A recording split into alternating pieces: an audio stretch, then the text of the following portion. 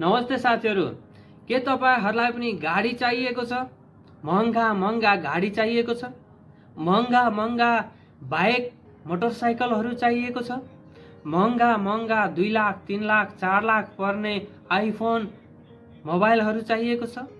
महँगा 2 लाख 3 लाख पर्ने ल्यापटपहरू चाहिएको छ?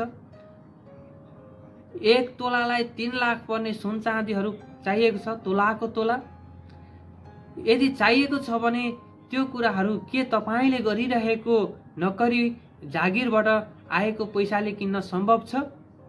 यदि सम्भव छैन भनेदेखि आफ्नो बिजनेस व्यापार र सोशल मिडियाहरूमा जस्तै फेसबुक, टिकटक, इन्स्टाग्राम र युट्युब जस्ता प्लेटफर्महरूमा भिडियो बनाएर पैसा आउने बाटो, पैसा आउने प्लेटफर्म बनाएर आजदेखि काम गर्न सुरु गर्नुहोस्। यदि यस्तो गर्न सक्नु भएन भनेदेखि यस दुनियाँले नक्करी बनाएर तपाईलाई यति पेल्छ एक दिन रुवाएर छोड्छ र तपाईले एउटा आफ्नै फेसबुक पेजमा यस्तो लेख्ने पर्ने अवस्था आउँछ कि कुनै दिन म 100 रुपैयाँ बचाउनलाई 1 घण्टा हिँड्छु र कुनै दिन 1 घण्टा बचाउनको लागि 100 रुपैयाँ तिर्छु भनेर लेख्ने दिन आउँछ।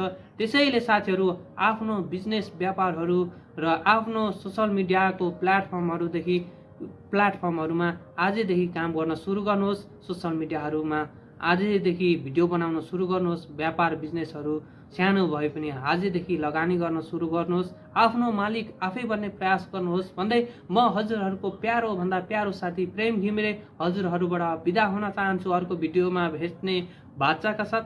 हस्त, धन्यवाद।